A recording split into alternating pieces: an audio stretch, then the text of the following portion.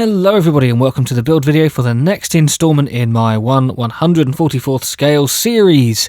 This is part of a playlist from a load of Revell kits that I picked up on eBay, and this one, it turns out, was not part of that list, but I'm chucking it in anyway because I can. I am a big fan of the Hawker Hunter. I believe that it is probably the best looking jet aircraft ever made, and I have a couple of 1/72nd ones already on the channel. I have the Airfix 1/48th one still in the stash, so adding this tiny 1/144th scale one to the collection was a no-brainer. There is already a designated unboxing video for this kit, which you may wish to watch to get you up to speed, but this video will focus on the building of it. So without any further rambling, let's just get on and have a look what happened when I built this kit. This kit was first released in 2001. It is stamped on the inside to confirm this. Number of parts is 46 according to the box, 42 according to how many parts are in the box. Decal schemes are 1 if you go by what's on the painting instructions, and 2 if you go by what's being supplied, and the recommended retail price, believe it or not, for this little thing is £13.99.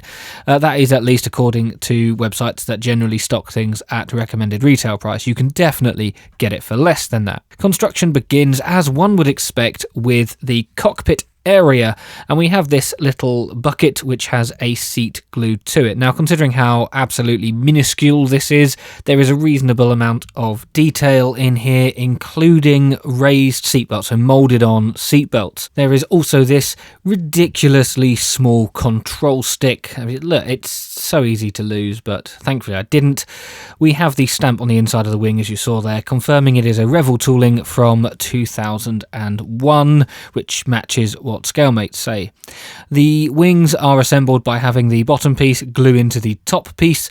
There is no engine detail or anything like that. There's no detail at all by the intake, so it's like the 72nd scale one in that you can see straight in, but at least it's only half the size, so it's not as noticeable. You'll notice that I'm gluing things to the fuselage halves. This is something that I do for assessing the weight. So I try and, especially at the tail, try and get as many of the key components to the aircraft on as quickly as possible, or as early as possible into the construction, to then be able to ascertain how much weight is needed. Just to clarify, in the unboxing I mentioned that it didn't say whether weight was needed, but it did. It actually says 2 grams. So I'm going to use this liquid gravity in the little nose cone here, as you can see, and then we're going to start painting the entire area black. In a way, it's a bit of a shame because there is a reasonable amount of detail, as I've mentioned, with the raised panels, the instrumentation and things, and painting it black kind of covers all of that up, especially given how small it is, but it is also accurate to paint it black, so black it will be. Despite no mention of it in the instructions, there is a decal for the instrument panel, so that is being incredibly carefully applied. Given that the instrument panel is black and the decal is black, and there are just a few dashes of colour for the instruments, the end result is that you can't really see. There's such a small canopy and such a small cockpit that you can't really see that I've put any of this in. I might as well have just put a blob of blue tack in it and been done with it. But I do like to try and do things properly, and they have provided a nice interior, so that's what I've done. You'll notice here that I've put a lot more liquid gravity in. It was very difficult to get my scales to go down as precise as 2 grams, and I tend to try and do it over to sort of 2.5 or 3, that much over. I just thought I'll flood as much of it as I can with liquid gravity and see what happens. So that is what I did. Because the nose wheel well detail is a separate part, you can keep that off to then potentially fill that with more weight if needed. But it turns out there was more than enough room in there based on what I put in there, so not really necessary. Hence why the fuselage half has gone together, and I'm currently working on the hard points. The holes are pre-drilled in the wings, so if you don't want your Hunter to have hard points, you're going to have to fill in those holes yourself. I thought I might as well make everything that was supplied with the kit. I had kept the nose cone off as long as possible, just in case there was anything I needed to do weight-wise, but nope. At this stage, it gets glued on, and that is as much weight as this Hunter is going to have. It is more than enough, easily. With the kit thrown together in an afternoon, we go to painting, and it's the Citadel Colour Chaos Black Rattlecan Primer that I use for pretty much everything at the moment. I don't often show it, so I thought I would. It is is an excellent primer. It leaves a beautiful finish. Another rattle can was used, this time TS17, which is a gloss silver that was used for the entire underneath of the aircraft, before this dark sea grey from Hataka, thinned with the acrylic thinner, was then sprayed over the upper surfaces to create the first top colour. I have opted for a hard camo divide between top and bottom colours because on this sort of scale I don't see a realistic way of doing it otherwise. Dark green then, also Hataka Blue Line, was used for the camo colour. However, I decided not to airbrush this, and it is just because of the size. I really didn't want to be putting blue tack on something so tiny and then spraying it. It felt like a lot of effort for not a lot of result, so I decided to brush paint the camo. And it had been quite a while since I've painted a kit this way, and it was actually quite refreshing and nostalgic. I'm confident with my brushing abilities that I'll get a good enough result, and spoilers, I think I did. Oh, and also from a time perspective, I would have spent so long trying to mask this anyway, and then getting the thinner level right, because these paints can sometimes be a bit temperamental, especially if you over-thin them or under-thin them. So in terms of time, I reckon I finished painting it in less time than it would have taken just to mask it. But hey, personal choice, your experience may vary. Once the camouflaging was done and everything was tidied up, it was all gloss varnish, just with some Vallejo gloss, thinned with a bit of Vallejo thinner poured into an airbrush, and the entire thing coated in that, ready for the decals. One thing that I'll be mentioning later is that the decals are for a different aircraft. You can easily see because decal 1 here is a yellow N, which is what is on the box. Brilliant. However, on the instructions, it's an L without a circle. Now, thankfully, they are all numbered correctly, so you can still place them where it says, but interesting to note, as we'll go into later, that this aircraft is technically not in the instructions. It's not one of the options that the instructions say that you have. Generally speaking, Revell decals, especially some of the newer ones, never had a problem with them. The only slight annoyance is that the red dots in the roundels are not supplied fitted. You have to do them separately. And my advice for things like that is to make sure that the base is completely dry. I tend to do the roundels fairly early on, and then the red centres much later on once the decals had time to dry, because you don't want to just agitate it again with water or decal solution. And yeah, I certainly had no issues with any of these. There's also not a huge number. They've not gone crazy with stenciling. There is some stenciling and there are some markings on the drop tanks, for example, which I put on later because, as you can see, there's no drop tanks on here yet. But overall, no problem at this stage whatsoever. As I tend to apply decals before the undercarriage goes on, the only fiddly bit was this here. So they supply the underwing registration in one piece. They do give you a template on the decal itself for you to then carefully cut around and place it on the 3 components. A little bit fiddly.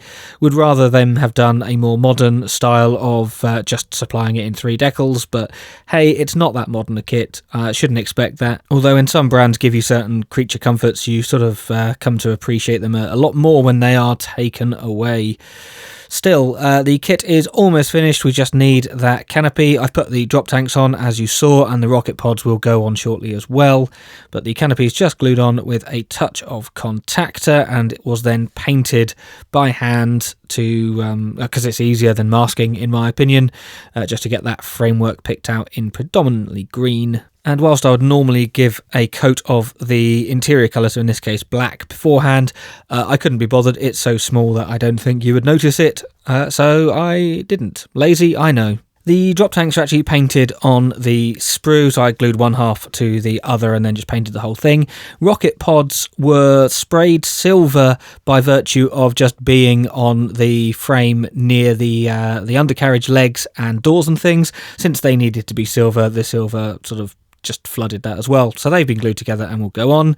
The undercarriage legs are in one piece and the nose one needs to be cut into 2, so we have a top and a bottom piece. This reduces the part count and increases the workload. I personally would just like it if they just didn't do it like this. It's not difficult though. You know, it's quite easy to chop them, but it just feels lazy. Again, other manufacturers in any scale would just make separate pieces. But hey, whatever. You've got to make sure it's absolutely in line as well, because you've got a decal on it. But we have a leg, it's stuck to the round bit, then I put the wheel on it, and then you stick it to the straight bit, and then the other straight bit goes on the other side. I hope that makes sense. If not, then just watch it, because that's exactly what happened, and you know it. And with that, the kit is done after what took me, I think, just under 2 days. So now we're going to do a 2-part review of what I think of this Revell 1/144th scale Hawker Hunter. For part 1, we're going to talk about the building experience. I found this kit incredibly enjoyable to make, and I would recommend it to anyone with an interest in this small scale, or just an interest in the Hunter for something different to do. Granted, because of the size, yes, it can strain your eyes a little bit. It is definitely little, and getting some of the smaller decals on was a bit of a challenge, but that's not the fault of the kit. The kit itself was very easy to put together. I originally started this kit because I was making the Tamiya 148th de Havilland Mosquito. I decided to order paint masks, but I decided it on a Friday. So by the time the paint masks arrived, it was estimated to be sort of Tuesday. There was going to be a weekend where I didn't have any kit to do. The fact that I started this and finished it and then needed to start another kit just as something to do is a good sign, because it kept me engaged, it kept me happy about the hobby. Those kits that drag out, that you don't want to finish, or that when you do finish you just feel like you need a break, they're the difficult ones. This made me want to spend more time modelling and made me look through my stash excitedly looking at what else I could make. This is a very good mojo build. I would also like to acknowledge the presence of the one piece that I didn't fit, which is the clear stanchion, so that little post that holds up the tail should you not wish to fit any weight. Completely unnecessary. There's easily enough room in here, as you can see, for it to sit on its nose. In fact, if I push it down onto its tail, it will easily sit back up again. But Revell have thought about it, and they've provided an alternative for someone who doesn't want to put a load of weight in. For example, a beginner, although it must be a beginner with very good eyes, because it is tiny. And the main thing that annoyed me about the 172nd Hunter was the lack of detail on the engine intake, but on here it's, again, so small that you don't really notice it, so I completely understand why they've not bothered. It would be nice to have a single piece in there or something, but overall, yeah, I can't really fault the building of this. That there was nothing that didn't fit, there were no parts with any flash, and I would happily go out and buy this again. So yes, highly recommended, absolute stunner of a fun build. However, there is a second part to my review of this kit, and for that we're going to have to go back in time. Alright, so conclusion part 2. I'm recording this 2 days after filming the unboxing, which means this little bugger has been assembled within about 48 hours. Not that it was particularly difficult, as I'm sure you've already seen, but there we go. It's still slightly wet, so I'm going to leave it over there just out of shot. And conclusion part 2 is talking about the presentation. So we're going to start with the box. There is only one thing, well, two things that I want to comment on. One, don't put a new sticker on something that isn't new. Now, they're not the only manufacturer to do this. Obviously, loads of people have done it before, but it's not new, right? You don't have to say when it is. I would rather you did. I'd rather you say 2001 tool, but if you don't, just don't put new on it. It's not new. The other, and this is probably going to seem like something really pedantic, but I've noticed it, and coupled with all the other things I've noticed, I feel it is worth reporting. It states here 46 parts. Well, I've counted them. This is one of the few kits where I've used every single piece. There's no spares whatsoever. Well, actually, that's a lie. There is one piece that I haven't used, which is the plug, the clear bit of plastic, because as you can see, mine sits on its nose because I crammed so much weight into it. So I used all of the parts except for that one, and that was 42 parts in total. 42, not 46. Okay, so not a big difference, but still, it's something which is wrong. It doesn't say approximately 42 parts, 46 parts, it says 46, all right? That's wrong. Next, then, we're going on to the instructions. Firstly, I don't know if this is definitely the same kit. I have no reason to believe that it isn't, but just look at the size of that picture relative to the size of the aircraft. So if this is genuinely a 1/144th scale Hawker Hunter, then whoever made this should be commended, because they've done an excellent job to get it that clear on this size of image. But we're going to take a look. There's a few things in here that I feel are worth noting. So firstly, colour H, which is matte sand. There is nowhere in these instructions where colour H is actually mentioned. Now I know where it would be mentioned on step 1. It would be the seatbelt colour. I was going to paint matte sand myself, but I didn't, on the grounds of I couldn't be bothered, and it's so small you can't really see it, which is probably why it's not mentioned there. But they've told you to use a colour, or that you'll need a colour that you simply don't need according to the rest of the instructions. It is also one of the colours mentioned on the back of the box. So you've got 9 colours mentioned there, and 9 colours mentioned there, but apparently you only need 8. Again, not a big thing, but there are so many little things that I think it's worth mentioning. Next, as mentioned in the unboxing, no mention of the decal, which is decal 38, to go on the instrument panel. They just tell you to paint bits of it. Well, they've included the decal, why is it not mentioned there? And a quick mention to the rocket pods, which it states are either colour A or F. Well, if you go to the end of the colour instructions, they are colour A, no mention of it being potentially F. I don't know why. And then we go into the real reason for this section of the review. This scheme here is not included in the kit. It is similar, as you can see, it is an RAF camouflaged Hunter from the 60s, but it is not the same.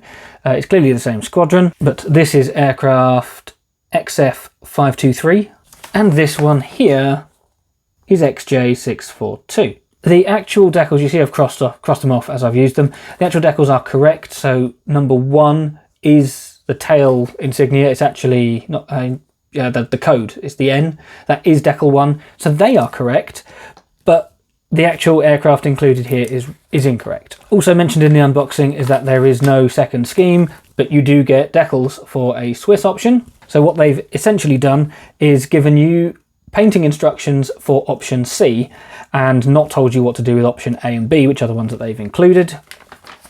We've also got down here 100-gallon tanks, which you see are painted in dark grey with decals 45 and 47 going on them. Well, decals 45 and 47 don't exist, and neither do the 100-gallon tanks.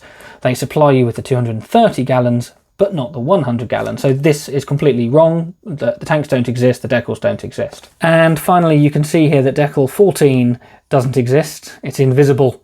Obviously it does exist. It is the identifier on the undercarriage leg, but the instructions have just included a blank space. So using this, quite frankly, shit show set of instructions, I had a suspicion that this scheme looked very familiar. Obviously it looks familiar, it's a standard RAF Hunter, but this particular one here, this aircraft with the L on the tail, well, in addition to this magnificent little 1/144th scale Hunter, Revell have also made a 1/72nd Hunter, which is there. Now, as you can see, this is clearly not the same aircraft, it's obviously different, but this kit comes with a couple of different options. This is Scheme B, and Scheme A is this one, and it's also a kit that comes with 100-gallon drop tanks. So clearly, I say clearly, using the powers of deductive reasoning, what some silly bugger at Revell has done is copy the colour call-out from a different kit and amend it to have the correct numbers, but not actually amend the decals. Why they've done that? I don't know. Why it hasn't been noticed? I don't know. Obviously, an important question is, does this detract from the build? Well, no, not really. However, I did think it was worth mentioning because somebody at Revell clearly had a bad day at the office. Now, back to Future Captain to wrap this video up. So there we go. As a fun way to kill a weekend, yes, I can wholeheartedly recommend this kit, but it does absolutely suffer from some, quite frankly, ludicrously bad presentation issues. So I guess it raises an important question of, does presentation matter to you?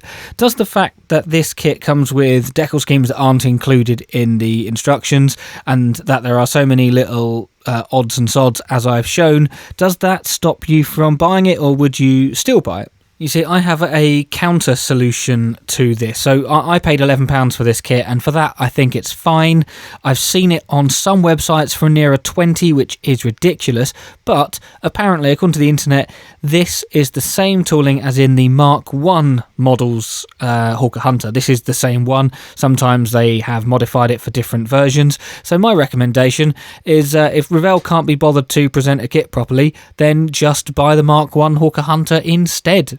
And if that's not the case, if it is a different tool, then by all means, please let me know. I've never built it myself. The other thing this kit has shown is that there is a lot of joy to be had in the 1/144th scale Revell range, although of course some consistency would definitely be appreciated. But I'm very glad that I bought this, and I'm excited to see what other offerings I can get from Revell to complete this little mini-series. That's it for now. If you haven't subscribed and you've made it this far, then please just hit that subscribe button because it helps the channel out greatly. And you can also hit the like, the little thumbs up, or even a thumbs down if you want. It helps with engagement and helps get this video to more people. If you'd like, you could also become a channel member like the people appearing on screen. Very much appreciate these people for contributing to the channel on a monthly basis, and they will have known about this hunter for quite some time now because I tend to treat them with images of what's on my workbench as and when I can. But just continuing to watch is the best thing that you can do, and I appreciate you for that. So thank you very much. Hopefully I will see you again in another video. Until then, don't forget the Hawker Hunter is factually the best looking jet aircraft ever built.